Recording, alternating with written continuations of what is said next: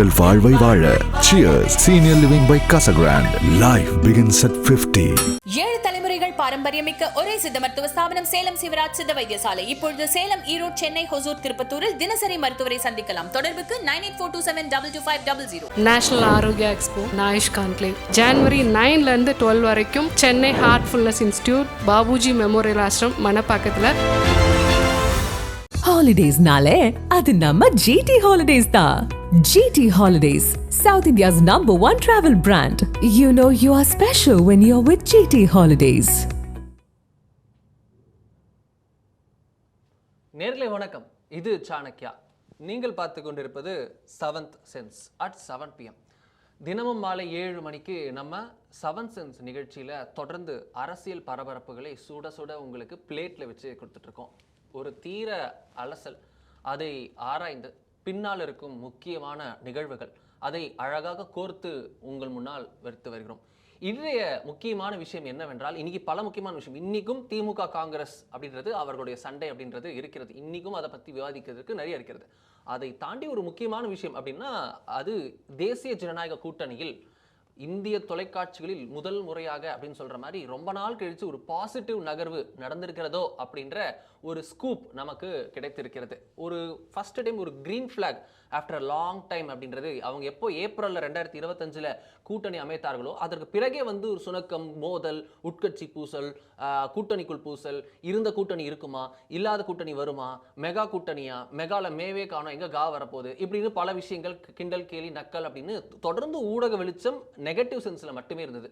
முதல் முறையாக ஒரு பாசிட்டிவ் சென்ஸ், எப்படி நமது சர்வேல, சமீபத்திய நமது சாணக்கிய சர்வேல முதல் முறையாக 2016க்கு அப்புறம் அதிமுக ஒரு லீட் எடுத்ததோ திமுகவை, அது போல ரொம்ப நாள் கழிச்சு முதல் முறையாக ஒரு பாசிட்டிவ் செய்தியாக அந்த கூட்டணிக்குள் வந்திருக்கிறது. டிடிவி தினகரன், திரு ஓ பன்னீர்செல்வம், இரு முக்கிய தலைவர்கள், அமமுக திரு OPS அவருடைய பிரிவு, இவர்கள் இருவரையும் என்டிஏக்குள் சேர்ப்பதற்கு தமிழக என்டிஏவின் தலைவராக இருக்கக்கூடிய திரு EPS அவர்கள் இசைவு காட்டியிருப்பதாகவும் ஒப்புதல் தெரிவித்திருப்பதாகவும் தகவல் கிடைத்திருக்கிறது. ஸ்கூப் அப்படின்றது இது. என்ன நடந்திருக்கிறதுன்றதை நம்மோடு தீர ஆராய்வதற்காக நமது ஆசிரியர் அவர்கள் இணைந்திருக்கிறார். வணக்கம் சார். இன்றைய 7th Senseல முக்கியமான விஷயம் அமித்ஷா அவருடைய வருகை. இன்னைக்கு நான் OPS, டிடிவி அப்படின்னு இவங்களுடைய முக்கிய பெருமக்களுடைய கால்குலேஷன்ஸ், இவருடைய மூவ் அப்படின்றதெல்லாம் பேசுறதுக்கு போட்டு துவக்கி வைத்திருப்பது திரு அமித்ஷா அவருடைய புதுக்கோட்டை வருகை. கோட்டைக்கான வருகையா? கோட்டைக்கான முயற்சி தானே எல்லாருமே. நம்ம பேசிகிட்டு இருக்கும்போது இந்த பக்கம் வந்து தமிழக முதலமைச்சர் வந்து 20 லட்சம் லேப்டாப் கொடுக்கக்கூடிய திட்டத்தை தூக்கி வச்சிருக்கிறாரு. பாரத பிரதமர் எப்பயுமே பரீட்சா பே சர்ச்சா அப்படின்னு சொல்லிட்டு பசங்கள்ட்ட பேசுவார்ல, அது மாதிரியான ஒரு முயற்சி. ஸோ இளைஞர்கள் ஜென்சி ஓட்டு பூரா வந்து எல்லாமே வந்து விஜய்க்கு சினிமாட்டிக்காக வேற எல்லா சினிமா நடிகர்கள்லாம் மேடையில் ஏந்து எல்லா இடத்துல ஜென்சியை பூரா உள்ளே கொண்டு வரதுக்கான ஒரு முயற்சி நம்ம வந்து பார்க்குறோம். எல்லா ஓட்டும் வந்து இளைஞர்கள் ஓட்டு பூரா விஜய்க்கு போயிருமோன்னு சொல்லி சொல்லும்போது இந்த மாதிரியான ஒரு முயற்சி பார்க்குறோம். திருப்பரங்குன்ற விஷயம் பார்க்குறோம். ஸோ எல்லாருடைய முயற்சியுமே புதுக்கோட்டைக்கு தான். ஸோ வந்து இது புதுக்கோட்டையாக பழைய கோட்டையெல்லாம் செயின்ட் ஜார்ஜ் கோட்டைக்கு தான் வந்து எல்லாருமே ஒரு முயற்சி பண்ணுறாங்க. அப்படி ஒரு முயற்சி தான் அவருடைய வருகை. ஒரு நல்ல கூட்டம், நல்லா ஆர்கனைஸ் பண்ணியிருந்தாங்க. திரு நயினார் நாகேந்திரன் அவருடைய யாத்திரை ஒரு பெரிய அளவில் வந்து ஒரு தாக்கத்தை ஏற்படுத்தக்கூடிய அளவில் இல்லாமல் போனாலும் ஒரு நார்மலான ஒரு யாத்திரையாக இருந்தது. அவர் வந்து ஒரு 56 இடங்கள், 38 மாவட்டங்கள் கணக்குலையும் இல்லாமல் 234 தொகுதிகள் கணக்குலையும் இல்லாமல், அவங்களுடைய மாவட்டங்கள் 80-86 இருக்குது, அந்த கணக்குலையும் இல்லாமல் ஒரு 56 இடங்கள்லாம் வந்து கூட்டம் போடுச்சு. அவங்க வந்து நல்லா பண்ணாங்க. ஒட்டுமொத்தமாக அவரே கிளைம் பண்ணுறது வந்து 1 லட்சம் பேர் சந்தித்தோம் அப்படிங்கிறது தான். ஒவ்வொரு கட்சியுடைய ஒவ்வொரு கூட்டத்துலேயுமே நாங்கள் 50,000 பேர் 60,000 பேர் கலந்து சொல்லும்போது, நான் தமிழ்நாடு முழுக்க எல்லாரையும் பயணிச்சு நான் 1 லட்சம் பேர் சந்திச்சேங்கிறது வந்து ரொம்ப ஒரு கம்மியான நம்பராக தெரியுது. இன்னும் பெரியவர்கள் நடந்திருக்கணும் அப்படின்னு. ஸோ யாத்திரை வந்து இன்னும் பெட்டராக இருந்திருக்கலாம் அப்படிங்கிறத தாண்டி அந்த யாத்திரையுடைய நிறைவு விழா வந்து ரொம்ப கிராண்டாக அமைஞ்சு, அது வந்து காம்பன்சேட் பண்ணக்கூடிய அளவில் அமைஞ்சு நல்ல ஹியூஜ் க்ரௌடு. வழக்கமாக திருச்சியில், மதுரையில் போடுவாங்க, இந்த மாதிரி ஒரு 3rd லேயரில் இருக்கக்கூடிய ஒரு சிட்டியில் போட்டாங்க. அந்த இடத்துல ஒரு நல்ல கூட்டம் கூட்டியிருக்காங்க. That is a great thing. 12 பத்தி அந்த 12 லைட்டு பார்த்தோம். 3-4 ரோ இருந்தது இந்த பக்கம். அது மாதிரி கடைசியில் திரு அண்ணாமலை பேசி முடிக்கிற வரைக்கும் கூட இன்னும் ஆட்களை உள்ள விடுங்கன்னு சொல்லிட்டு இருந்தாங்க. அந்த மாதிரி காவல்துறை வந்து நிறைய ரெஸ்ட்ரிக்ட் பண்ணியிருந்தாங்க. ஏன்னா உள்துறை அமைச்சர் வராரு, டாப் 3 அமைச்சர்கள் இருக்கிறாங்க, அதனால் வந்து பாதுகாப்பில் எந்த சேலஞ்ச் வந்துடக்கூடாங்கிறக்கா ஃப்ரிஸ்கிங் இருந்தது. அதை கொஞ்சம் விடுங்க பார்த்துக்கலாங்கிற மாதிரி சொல்லிட்டே இருந்தாங்க. அது மாதிரி ஸோ அவருடைய வந்தது, அவரும் வந்து வளவளன்னு பேசுகிறக்கெல்லாம் இல்லாமல் கடகடன்னு எல்லாருமே 7-8 நிமிஷம் குயிக்காக முடித்தாங்க. அவருமே வந்து டிரான்ஸ்லேட்டரே கொஞ்சம் வேகப்படுத்தல, நான் சொன்னது மட்டும் சொல்லுங்கள், டக்குன்னு சொல்லுங்கள், வேகமாக முடியும் அப்படின்னு சொல்லிட்டு போட்டு டேரக்டாக சொல்லுங்கன்னு சொல்லிட்டு குடுக்குடுன்னு வந்து குடுன்னு முடிச்சு போயிட்டாரு. ஸோ வந்து நிறைய விஷயங்கள் அவருக்கு வந்து இந்த மேடையில் தொண்டர்களை உற்சாகப்படுத்துறது தான் நோக்கம். அதை நம்ம சிறப்பாக செஞ்சுட்டாரு. புதுக்கோட்டையை தேர்ந்தெடுத்ததுக்கு பர்சனல் ரீசன் ஏதாவது இருக்குமான்னு நான் யோசிச்சுக்கிட்டே இருக்கேன். ஏன்னா கடந்த முறை கோவில் ஒன்று இருக்கு, கடந்த முறை திருமயத்தில் வந்து அவர் வந்து ஒரு மலை மேலே வந்து ஒரு பூஜை பண்ணார். இந்த முறை திரும்பி வந்தார். திரும்பி அங்கே உள்ள ஈஸ்வரனுடைய பேரையும் சொல்லி அம்மையுடைய பேரையும் சொல்லி அவங்களுக்கு என்னுடைய வணக்கம்ங்கிறதையும் சேர்த்து சொன்னார். அது மாதிரி அது ஏதாவது புதுக்கோட்டை சென்டிமெண்ட் அவருக்கு ஏதாவது இருக்குதா அப்படிங்கிறது நம்ம பார்க்க வேண்டியிருக்குது. ப்ளஸ் வந்து திரு அமித்ஷாவுடைய வருகை, புதுக்கோட்டையுடைய அந்த கூட்டம், அது வந்து ரொம்ப திரு நயினார் நாகேந்திரனுடைய யாத்திரையுடைய நிறைவு கூட்டம் வந்து ரொம்ப சக்ஸஸ்ஃபுல், ரொம்ப கிராண்ட், அதில் ஒன்றும் குழப்பம் இல்லை. அது எவ்வளோ முக்கியமோ அதை விட கொஞ்சம் கூடுதலான முக்கியத்துவம் பெற்றது அவருடைய மறுநாள் இருப்பும் மறுநாள் சந்திப்புகளும். அதுதான் நமக்கு இங்கே இருக்கிறது. அன்றைய தினமே பார்த்தோம்னா அவர் நடத்திய சந்திப்புகள், கோர் குரூப் அப்படின்னு சொல்லக்கூடிய கோர் கமிட்டியா, அது கோர் குரூப்பா என்னன்னு தெரியல, சம் டெஃபினிஷன்ல ஒரு கோர் கமிட்டி அப்படிங்கிறது வந்து பாஜகல ஒவ்வொரு முறையும் ஒவ்வொரு அளவில் இருக்கும். கோர் கமிட்டின்னு there is no official committee. ஆமாம், அதுக்கு வந்து அஃபிஷியலாக மெம்பர்ஸ் கிடையாது. ஒவ்வொரு முறையும் ஒவ்வொரு பேர் இருப்பாங்க, ஒருத்தர் இருக்க மாட்டாங்க. இது வந்து கோர் கமிட்டியில் கோர் கமிட்டி, கோருக்கும் கோர் கமிட்டி, அது யார் இருந்தாங்கன்னு உங்களுக்கு தெரியும். எஸ், ரொம்ப வெரி செலக்ட் ஃபியூ தான் இருந்தாங்க. திரு அமித்ஷா அவர்கள் தலைமையில் நடந்திருக்கிறது. இதில் திரு பியூஷ் கோயல் அவர் தான் மேலிட எலெக்ஷன் பொறுப்பாளர், தேர்தல் பொறுப்பாளராக திரு பியூஷ் கோயல் நியமிக்கப்பட்டிருக்கிறார். ஸோ அவருடன் இருக்கக்கூடிய மத்தியில் இருக்கக்கூடிய இரண்டு அமைச்சர்கள், திரு அர்ஜுன் ராம் மேக்வாலும் திரு முரளிதர் மொஹுல், அவங்க ரெண்டு பேரும் இதாக. அதே போல மேலிடத்திலிருந்து அமைப்புக்கான பொறுப்பாளராக இருக்கக்கூடிய திரு அரவிந்த் மேனன், துணை பொறுப்பாளராக இருக்கக்கூடிய திரு சுதாகர் ரெட்டி இருந்தாங்க. மாநில தலைவர் திரு நயினார் நாகேந்திரன், அதே மத்திய அமைச்சராக இருக்கக்கூடிய திரு எல் முருகன் இருந்தாங்க. இதை தாண்டி ஸ்டேட் யூனிட்ல இருக்கக்கூடிய திரு முன்னாள் மாநில தலைவர் திரு அண்ணாமலை, அகில இந்திய பாஜக மகளிர் தலைவி அவங்க வானதி சீனிவாசன் அவர்கள், அதே போல பார்த்தோம்னா ஹெச் ராஜா அவர்கள், ரொம்ப லிமிட்டட். இவங்க 3 பேர், மத்திய அமைச்சர் திரு எல் முருகன், இவங்க 4 பேர் தான் ஸ்டேட் யூனிட்ல இருந்து வந்திருந்தாங்க. மீதி எல்லாம் அப்சர்வர்ஸ், ஸ்டேட் பிரசிடென்ட் அமித்ஷா. ரொம்ப ரெஸ்ட்ரிக்டடா நடந்த கூட்டம். என்ன நகர்வு? ஸோ அதுதான் நமக்கு வந்து, அதாவது நமக்கு எந்த இடத்துலையுமே இது லீக் ஆகிடக்கூடாது அப்படிங்கிறதும், என்ன வேணுமோ அதை மட்டுமே இங்கே பேசணும் அப்படிங்கிறதும், இன்ஸ்ட்ரக்ஷனை வாங்கி பாஸ் பண்ணுறதா எழுதுகிற சஜஷன்ஸ் கேட்குறதுக்கு சொல்கிறதுக்கு இடம் இல்லைங்கிறது தான் கணக்கு. இதில் வந்து தலகர்த்தர்கள் அப்படின்னு சொல்லுவாங்கல்ல, அதுதான் நம்ம வந்து ஒரு நார்மலான ஒரு டிஸ்கஷனுக்கு வந்து எல்லாருமே கூடுவாங்க. இங்கே டிஸ்கஷன் கிடையாது, ஒன்லி இன்ஸ்ட்ரக்ஷன். நான் சொல்கிறேன், அதை செஞ்சிடும் அப்படி. இதுக்கான வழி என்ன, அப்போ என்னென்ன சேலஞ்சஸ் அப்படிங்கிற விஷயங்கள் மட்டும் பார்க்குறதுக்கு. ஸோ வந்து பார்த்திங்கன்னா இதை செயல்படுத்தக்கூடியவர்கள் நயினார் நாகேந்திரன், அண்ணாமலை, ஹெச் ராஜா, எல் முருகன், வானதி அப்படின்னு ஒரு 5 பேர் தான்.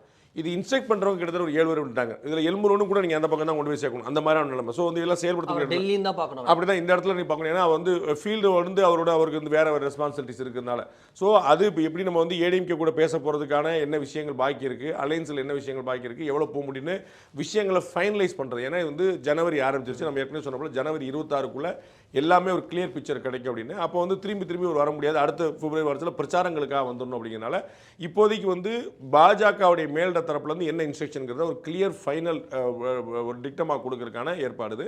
அப்போ நம்ம யாரெல்லாம் உள்ளே வருவா, யாரெல்லாம் உள்ளே வராமல் போகிறதுக்கு வாய்ப்பு இருக்குது, வராமல் போனால் என்ன பிரச்சனை, வந்தால் என்ன லாபம், அதற்கு நம்ம வந்து என்ன பேசணும், என்ன செய்யணும், நம்ம சைட்லேருந்து என்ன எவ்வளோ சீட்டு டிமாண்டு, நம்முடைய கோட்டாவில் இருக்கக்கூடிய கூட்டணி கட்சிகள் யார் யார், ஏடிஎம்கே கோட்டாவில் இருக்கக்கூடிய கூட்டணி, என்டிஏங்கிறதே பிஜேபியுடைய என்டிஏ, ஏடிஎம்கேவுடைய அலையன்ஸ் அப்படின்னு 2 கணக்கில் இருக்குது. அப்போ இது எல்லாத்தையுமே ஃபைனலைஸ் பண்ணி ஃப்ரீஸ் பண்ணி டாக்டர் ராமதாஸ் என்ன செய்கிறது, தேமுதிக என்ன செய்கிறது, இது மாதிரி வந்து மொத்த அலையன்ஸை வந்து டெல்லியிலேருந்து ஃபைனலைஸ் பண்ணுறது. இது எங்களுடைய சைடில் இதெல்லாம் விருப்பம், இதெல்லாம் நடக்கணும், இதுக்கு என்ன செய்யறதுங்கிறதுக்கான ஒரு டிஸ்கஷன். ஸோ ஒரு ஃபைனல் டிஸ்கஷன் அப்படின்னு நம்ம சொல்லலாம். இதை நம்ம ஒரு சீட்டு கணக்கு, ஓட்டு கணக்கு, பிரச்சார வியூகம் அப்படின்னு மட்டும் பார்க்கணுமா, இல்லை வேற ஏதாவது இன்னும் பெரிய விஷயங்களும் ஆலோசிக்கப்பட்டிருக்கிறது?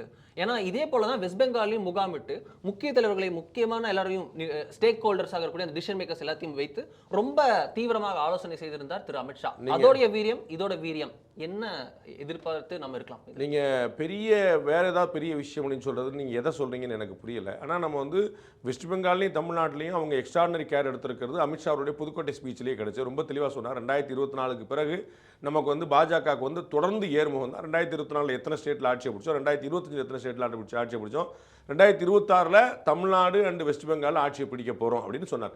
அப்போ தமிழ்நாடு, அவர் கேரளாலையும் நடக்குது, புதுச்சேரியில் நடக்குது, புரியுங்களா? அப்போ வந்து இங்கெல்லாம் சொல்ல அப்போ நம்ம வந்து எந்த 2 ஸ்டேட்டில் ரொம்ப ஃபோக்கஸ்டாக இருக்காங்க நம்ம தெரியும்.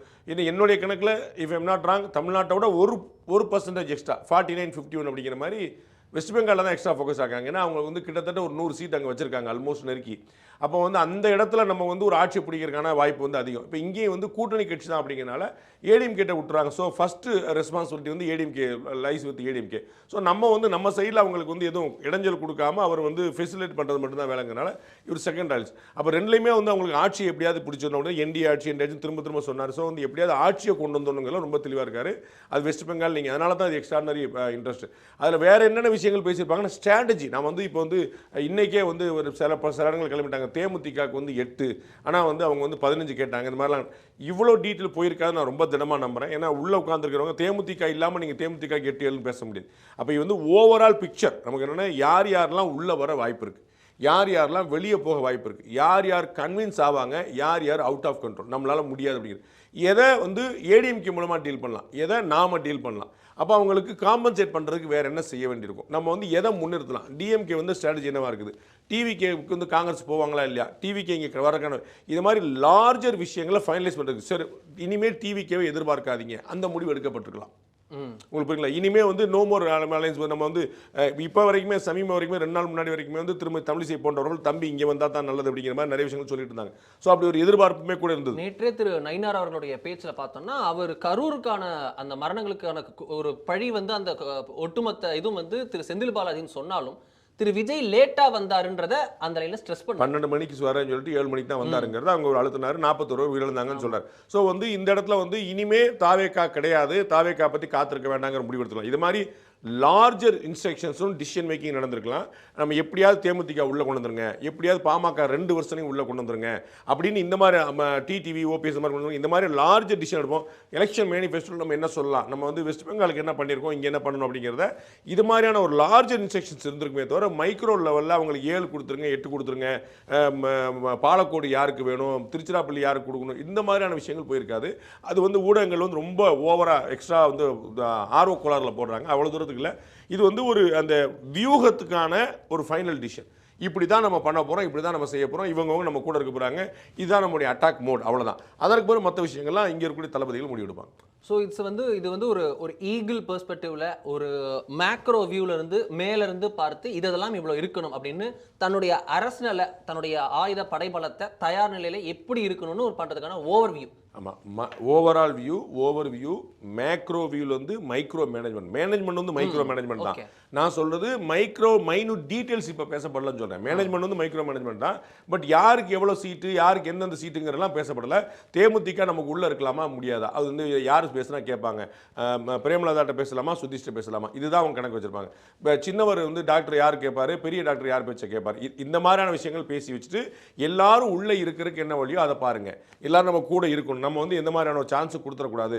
டிஎம்கே அலைன்ஸ் உடையிற மாதிரி தெரியல, காங்கிரஸ் அங்கே போனாங்கன்னா வேற விஷயம், அந்த உடைக்கிறதுக்கு ஏதாவது வழி இருக்கா, நாம ஏதாவது தூண்டி வரக்கு வழி இருக்கா, இது மாதிரியான ஒரு ஸ்ட்ராட்டஜிக்கலான விஷயங்கள் பேசப்பட்டிருக்கு.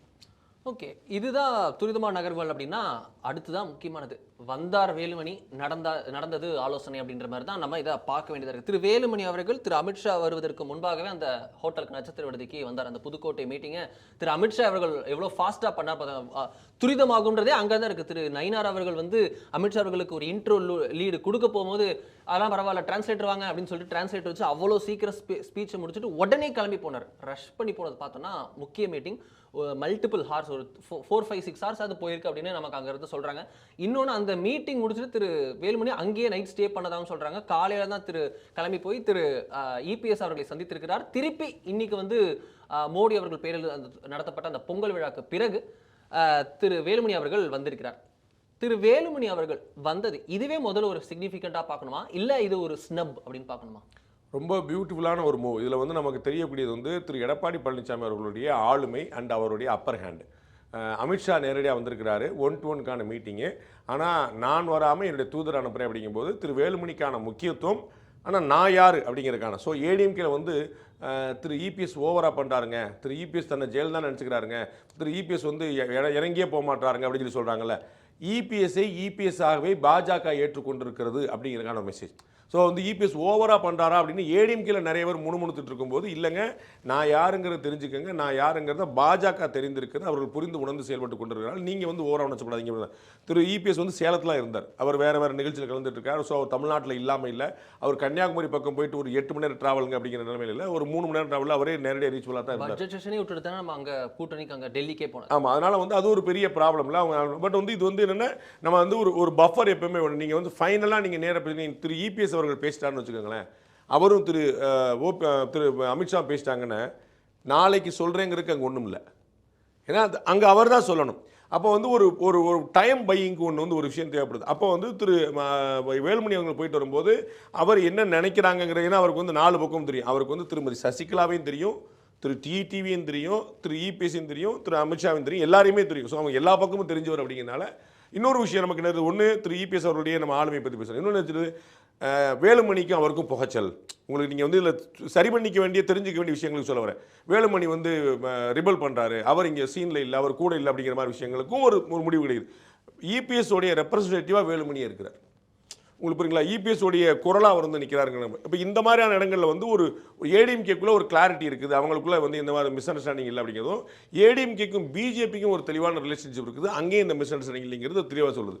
இந்த இடத்துல வந்து ஒரு டைம் பை பண்ணுறதுக்கு, ஒரு ரீதிங்க் பண்ணுறதுக்கு, ஒரு டிஸ்கஸ் பண்ணுறதுக்கு. ஏன்னா இப்போ என்ன நிலைமை, என்ன ஏதாவது ஒன்று தப்பாச்சுன்னா திரு இபிஎஸ் மேலே பழி, ஏதாவது ஒன்று சரியாச்சுன்னா மற்ற எல்லார் மேலேயும் பாராட்டு, அப்படி ஒரு நிலைமை இருக்குது. அப்போ வந்து ஒரு டிஸ்கஷனுக்கு கொண்டு போகணும் அப்படிங்கிறதுக்காக திரு இபிஎஸ் வந்து ஒரு டைம் பை பண்ணுறதுக்காக வேலுமணி அவர்கள்ட்ட பேச சொல்லிட்டு, வேலுமணி வந்தப்பறம் அந்த மெசேஜ் ரிசீவ் பண்ணி நம்ம யார்கிட்ட டிஸ்கஸ் பண்ணணுமோ அந்த ஸ்டேக் ஹோல்டரை டிஸ்கஸ் பண்ணிட்டு அந்த முடிவை அவங்க வைக்கிறாங்க. அதனால தான் முதல் முறை ஒரு சந்திப்பு, தொடர்ச்சியாக 2வது முறை ஒரு சந்திப்பு, அதில் விஷயங்கள் ஃபைனலைஸ் பண்ணப்பட்டிருக்கும் நான் நம்புகிறேன்.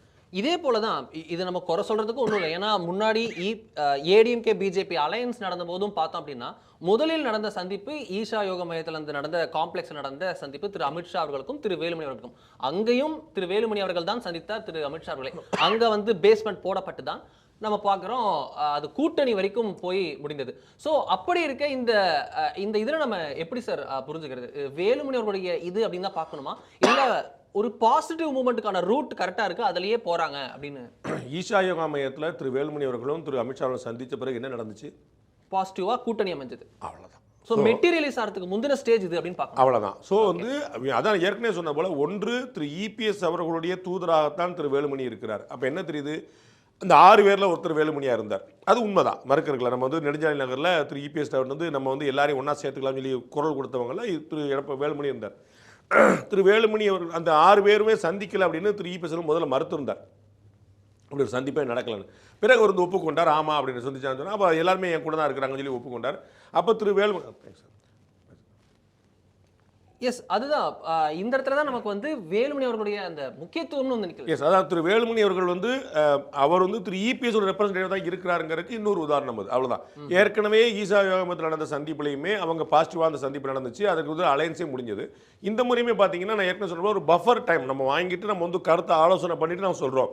ஏன்னா திரு இபிஎஸ் இங்கே இருந்தாருன்னா நம்ம உங்களுக்கு நினைவில் இருக்கும், 2021 லீலா பிளஸ் நடந்த மீட்டிங்கில் டிடிவி ஓபிஎஸ் சேர்த்துக்கலாமா, அப்படி டிடிவியை சேர்த்துக்கலாமாங்கிற கேள்விக்கு வந்து ஓபிஎஸ் ஓகேன்னு சொல்லிட்டாரு, இபிஎஸ் அங்கேயே மாட்டேன்னு சொல்லிட்டாரு. ஸோ அந்த பேச்சுவார்த்தை அங்கேயே முடிஞ்ச, ஒரு பஃபர் டைமே கிடையாது. அங்கே வேற யாராவது இருந்தாங்கன்னா நம்ம பேசி வச்சுட்டு சொல்லியிருக்கலாம், ஒரு கன்வின்ஸ் கூட பண்ணியிருக்கலாம், திரு அமித்ஷா என்ன நினைக்கிறாருங்கிற மெசேஜை பாஸ் பண்ணலாம், அந்த பல விஷயங்கள் நடந்திருக்கும். பட் வந்து அதற்கான டைம் பையிங்காக தான் எடுத்துக்கிட்டாங்களே தவிர வேற ஒன்றும் இல்லை. 2 முறை சந்திப்புங்கிறது வந்து இன்னமும் கிளியராக அவங்களுக்குள்ள வந்து ஒரு பாசிட்டிவாக பேசி முடிச்சுட்டாங்க. அவங்களுக்கு வந்து இனிமேல் வேறு அடுத்த விஷயங்கள் கிடையாது, இனிமேல் சைனிங் விஷயங்களுக்கு மட்டும்தான் அப்படிங்கிறது என்னுடைய மெசேஜாக இருக்குது.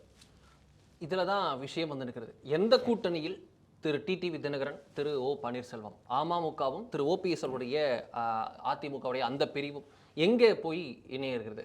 டிடிவி அவர்களுடைய இன்றைய பேச்சு நம்ம பார்க்குறோம், அதை அடுத்து நம்ம பார்க்க இருக்கிறோம். முதல்ல இப்போ இந்த விஷயம், இந்த மீட்டிங்ஸ் நடக்கும்போது நமக்கு பிரத்யேகமாக கிடைத்த தகவல், it's and source based information என்ன அப்படின்னா, அமமுகவையும் திரு ஓபிஎஸ் அவர்கள் பிரிவையும் வந்து கூட்டணிக்குள் சேர்ப்பதற்கு, அண்டர்லைன் த வேர்ட், கூட்டணிக்குள் சேர்ப்பதற்கு திரு இபிஎஸ் அவர்கள் ஓகே அப்படின்னு சொல்லியிருக்காரு. அவர் தான் இந்த இதில் வந்து அவருக்கு ஸ்டேக் ஹோல்டராக இருக்க முக்கியமான என்டிஏவுடைய ஸ்டேட் லெவலில் ஹெட்டாக இருக்கக்கூடிய நிலைமையில் அவர் வந்து ஓகே கொடுத்திருக்கிறார் திரு வேலுமணி அவர்கள் மூலமாக திரு அமித்ஷா அவர்களிடம் அப்படின்றது நமக்கு இன்னைக்கு கிடைத்த ஸ்கூப் பேஸ்டு ஒரு சோர்ஸ் பேஸ்டு ஸ்கூப்.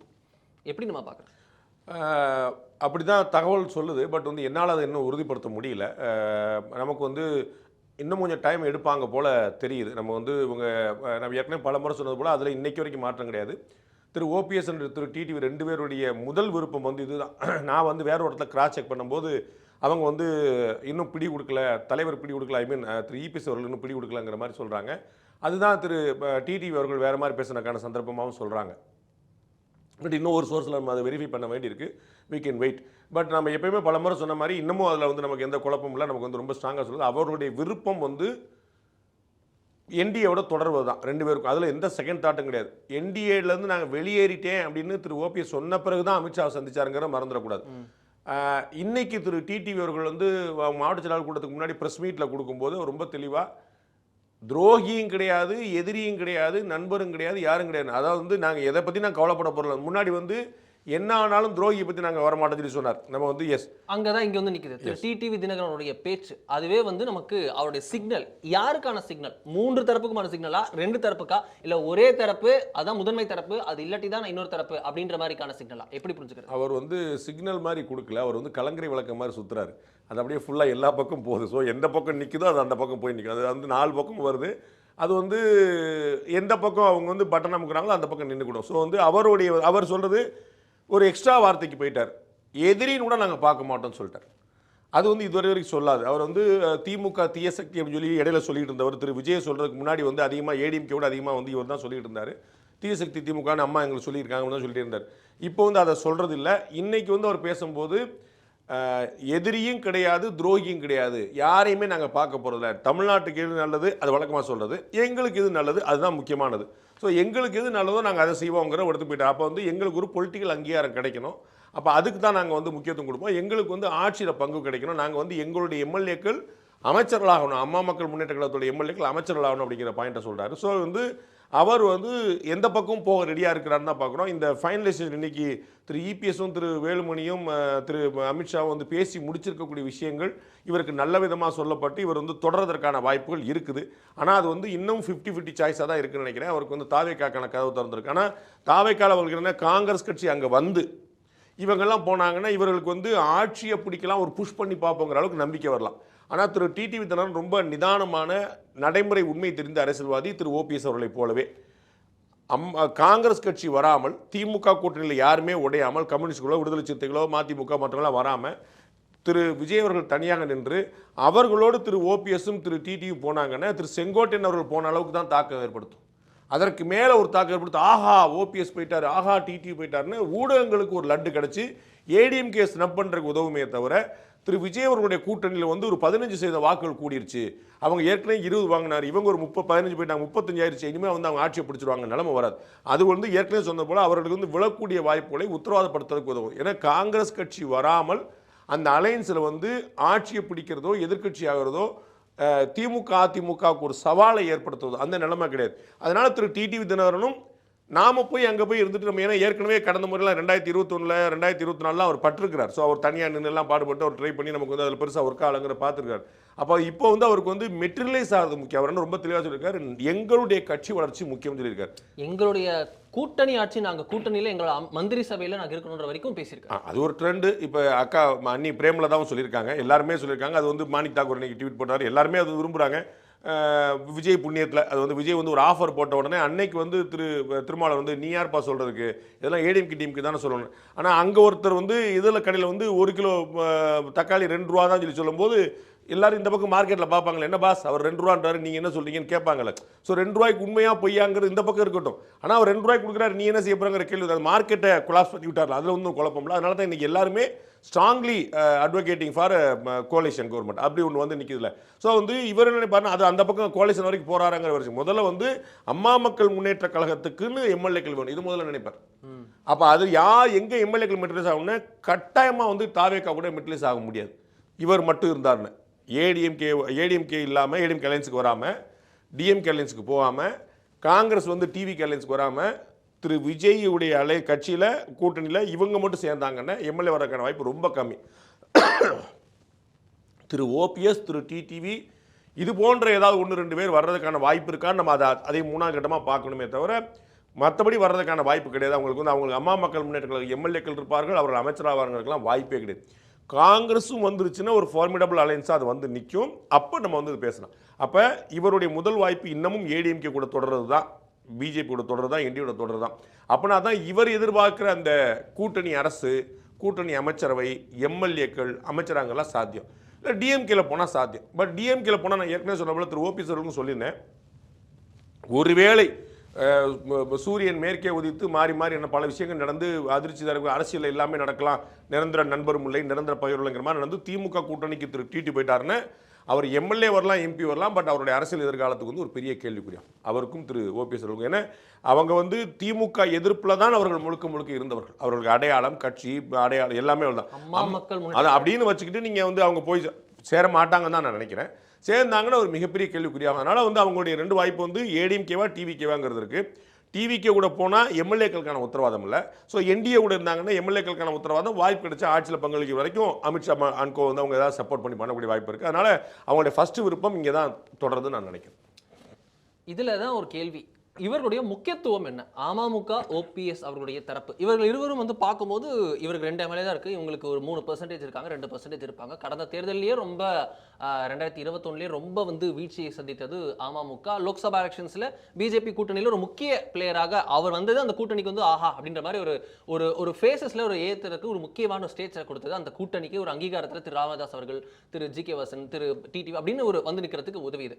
ஆனால் அதை தாண்டி மெட்டீரியலைஸ் ஆகி களத்தில் எப்பேற்பட்ட தாக்கத்தை திரு ஓபிஎஸ் அவர்களும் திரு டிடிவி தினகரனும் ஏற்படுத்த முடியும்? இவருடைய முக்கியத்துவம் என்ன? நான் ஏற்கனவே சொன்னதான், அதாவது வெற்றிக்கு வந்து எந்த ஒரு வாய்ப்பையுமே விட்டுறக்கூடாது. விட்டால் அது வந்து புத்திசாலித்தனம் இல்லை, அவ்வளோதான்.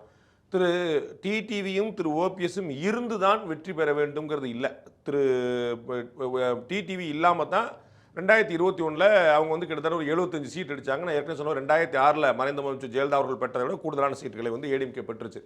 2024 ஓபிஎஸ் அவர்கள் இல்லாமல் தான் 21% ஓட்டை வந்து ஏடிஎம்கே வச்சிருக்கு. ஸோ வந்து இவர்கள் இருந்தால் ரொம்ப நல்லது, அதில் எந்த டவுட்டும் இல்லை. நமக்கு வந்து முக்குலத்தோர் சமுதாயத்துக்கு எதிராக செயல்படுகிறது அப்படிங்கிற ஒரு குற்றச்சாட்டை உங்களை வச்சுட்டு இருக்காங்க. அது ஆமாவா இல்லையான்னு விளக்கம் கொடுக்குற இடத்துல ஏடிஎம்கேல யாருமே கிடையாது, விளக்கத்தை யாரும் கேட்குற நிலைமையிலும் கிடையாது. அந்த பழி ஓரளவுக்கு நீங்கும், அதில் முக்கியம். அண்ட் இவர்களுக்கான வாக்கு வந்து சிதறி கிடக்குது அப்படிங்கிற பிம்பம் உத்தரவாதப்படும். அதுதான் ரொம்ப முக்கியம். நம்ம சிதறி கிடக்குதுன்னா சிதறி கிடக்குதா அப்படின்னு சொல்ல முடியாது. சிதறி கிடக்குன்னா எத்தனை %, அதெல்லாம் செகண்டரி. அதெல்லாம் வந்து சயின்டிஃபிக்காக அரித்மெட்டிக்கலாக ப்ரூவ் ஆக வேண்டியது. அதற்கு முன்னாடி என்ன நடக்கும் அப்படின்னா, அப்பா எல்லாரும் ஒன்றாகிட்டாங்கப்பா அப்படின்னு முதல்ல பெர்செப்ஷனல் வைஸாக ஏடிஎம்கே அலையன்ஸு, என்டி அலையன்ஸ் வந்து ரொம்ப ஸ்ட்ராங் ஆகும். முதல்ல வந்து ஏடிஎம்கே பிஜேபி சேர்ந்த உடனே அப்படின்னு வந்துச்சு, டிடி வந்துட்டார், ஓபிஎஸ் வந்துட்டார், தேமுதிக வந்துருச்சு, பாமக, அப்புறம் என்னப்பா அவங்க ஜெயிச்சுருவாங்க அப்படிங்கிற ஒரு பிம்பம். இது வந்து ஏற்கனவே இருந்த இந்தியா தான் ஆக்சுவலாக, உங்களுக்கு புரியுங்களா? புதிதான ஃபார்மேட் கிடையாது. ஏற்கனவே இந்த இந்தியா தான். இப்போ டிடிவி மட்டும் உத்தரவாதமாக வர்றாரு. இந்த ஏடிஎம் கலைஞர் 2021 அவர் வரல.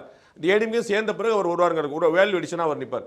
அப்போ இது வந்து ஒரு பெரிய பிம்பத்தை கொடுக்கும், இது வந்து ஜெயிச்சுடுவாங்க. ஏன்னா டிஎம் கலைஞர் ஸ்ட்ராங்காக இருக்குங்கிற ஒரு எண்ணம் எல்லாருக்கும் இருக்குது. அங்கே கொஞ்சம் சலசலப்புகள் பெருசாக கேட்டுகிட்டே இருக்குது சத்தம். அதை தாண்டி இங்கே கூட்டணி வலுவாக இல்லைங்கிற ஒரு எண்ணம். நம்ம வந்து நேற்று புதுக்கோட்டை கூட்டத்திலேயே திரு நயினார் நாகேந்திரன், திரு ஹெச் ராஜா, பலர் வந்து அங்கே வேணால் அதிகமான கூட்டணி கட்சிகள் இருக்கலாம், அங்கே வேணால் கௌரவர்கள் இருக்கலாம், அவங்க 100 பேர், நாங்கள் 5 பேர் தான் பல முறை வந்து அங்கே டிஎம்கே அலையன்ஸ் ரொம்ப பெருசாக இருக்குங்கிறத மென்ஷன் பண்ணாங்க. அந்த பிம்பத்தையும் உடைக்கிறதுக்கு இவர்கள் எல்லாம் வருவது ரொம்ப உதவும். ஸோ தென் மாவட்டங்களில் முக்குலத்திற்கு எதிராக அதிமுக இருக்குதோங்கிற பிம்பத்தை காலி பண்ணுறதுக்கும் இவர்கள் வந்துட்டனால அலைன்ஸ் ஸ்ட்ராங் ஆயிடுச்சுங்கிற பழைய ரொம்ப கட்டாயமாக உதவும். நம்ம செங்கோட்டையன் தானே போயிட்டு போகிறாரு, ஓபிஎஸ் தானே போயிட்டு போகிறார், டிடி அப்படி ஒவ்வொருத்தராக விட்டால் கட்டாயம் பெருகும். அதில் ஒன்றும் குழப்பம் இல்லை. பீலி வயசாக ஆடும் குரல் தான் அது. வந்து எவ்வளோ பெருசாக இருந்தாலும் எவ்வளோ சிறுசாக இருந்தாலும் இந்த தேர்தலில் யாரையும் விட்டுறக்கூடாதுங்கிறத கணக்கு. நம்ம வந்து ஏற்கனவே பார்த்துருக்குறோம், இவ்வளவு கட்சிகள் வலுவாக இருந்து டிஎம்கே எதுக்கு கமலாசனை கேட்குது, டிஎம்கே எதுக்கு தேமுதிக தூது விடுது, டிஎம்கே எதுக்கு சீனியர் டாக்டருக்கு தூது விடுது. அப்போ இவ்வளோ வேகம் பண்ணி வைக்கிறாங்க. எந்த ஒரு நாளைக்கு ஏதாவது ஒரு கசமுசா ஆச்சுன்னா எதையும் மிஸ் பண்ணிடக்கூடாது அப்படிங்கிறது தான். அப்போ டிஎம்கே இவ்வளவு கவனமாக ஒரு வாய்ப்பை கூட விட்டுறக்கூடாதுன்னு நினைக்கும் போது ஏடிஎம்கே அப்படி தான் நினைக்கும். அந்த வகையில் இவர்களுக்கு முக்கியத்துவம் ரொம்ப கூடுதலாக தான் இருக்குது, வித்தவுட் எனி டவுட். அண்ட் இது வந்து நேச்சுரல் அலைன்ஸாக இருக்கும். திடீர்னு யாரோ 2 பேர் வெளியிலிருந்து வந்தாங்க, இது பொருந்தா கூட்டணியா இருக்கேப்பா அப்படிங்கிறது இல்லை. காங்கிரஸ் வேல்முருகன் வந்தாருன்னா என்னது இது அப்படின்ற மாதிரி அந்த மாதிரி இருக்கும். திரு ஓபிஎஸ் அவர்களோ திரு டிடிவி அவர்களோ ஏடிஎம் அலைன்ஸ் வந்தாங்கன்னா தாய் வீட்டுக்கு வந்த மாதிரி தான் இருக்கும். ரொம்ப கம்ஃபர்டபுளாக இருக்கும், ரொம்ப அமிக்கபுளாக இருக்கும். அது ஈஸியாக வந்து முக்கிய பெறும். நம்ம தென் மாவட்டங்களில் வந்து ஜெயிப்பாங்களா தோப்பாங்களாங்கிற மாதிரி இருக்கக்கூடிய குழப்பங்கள்லாம் ரொம்ப தீர்ந்து வந்துடும். அது வந்து ரொம்ப அவங்களுக்கு ஒரு பாசிட்டிவான விஷயமா தான் இருக்கும். So without any doubt they have the great importance. இன்னும் சில நண்பர்கள் வர இருக்கிறார்கள் அப்படின்னு திரு ஹெச் ராஜா அவர்கள் சொன்னார். நண்பர்கள் வருவார்களா? நல்லா வர்ற வரைக்கும் எதுவுமே அக்கௌண்ட்டில் ஏற்ற முடியாது. இதில் தேர்தல் நேரத்தில் வந்து நம்ம பார்த்தோம்ல, திரு விஜயகாந்தோட உதாரணம் சொல்லலாம். பாமக உள்பட கொங்கு மக்கள் ஈஸ்வரன் உட்பட பல அவருக்கு வந்து காலையில் ஒரு சிட்டிங் டாக் வேறு கட்சியோட, மதியம் ஒரு சிட்டிங் டாக் இன்னொரு கட்சியோட, நைட் வந்து சைன் வந்து வேறு கட்சியோட, இந்த மாதிரி வந்து எல்லா கட்சியிலுமே செய்கிறது தான். அதனால் வந்து எல்லாருமே எல்லாத்தையும் பேசிட்டு இருக்காங்க பார்க்குறோம். தேமுதிக கூட திமுக பேசுதுன்னு சைன் பண்ணி இல்லையே, அப்போ திமுக வந்து தப்பான மூவ் பண்ணுதா, தேமுதிக தப்பான மூவ் பண்ணுதா? அவருக்கான முக்கியத்தை ட்ரை பண்ணிருக்காங்க. பட் எது கடைசியில் ஃபைனலாக மெட்டீரியலைஸ் ஆகுங்கிறது உத்தரவாதமாக சொல்ல முடியாது. அது சஸ்பென்ஸ் போயிட்டு இருக்கும். அப்போ தான் நாளைக்கு 7th சென்ஸ் நம்ம பண்ண முடியும். சஸ்பென்ஸ் அண்ட் 7th சென்ஸ் தொடர்ந்து கொண்டே இருக்கும். இந்த தேர்தல் சீசன் அப்படின்றது அப்பேற்பட்ட விஷயங்களை கொடுக்கக்கூடியதாக இருக்கிறது. தொடர்ந்து பரபரப்பு நீண்டு கொண்டே இருக்கிறது. நாமும் தொடர்ந்து பரபரப்பான செய்திகளை உங்கள் முன் விரைந்து கொடுத்து கொண்டே இருப்போம். தீர ஆராய்ந்து கொடுத்து கொண்டே இருப்போம். மீண்டும் இன்னொரு 7th சென்ஸ் நிகழ்ச்சியில் பார்ப்போம். அதுவரை நன்றி, வணக்கம்.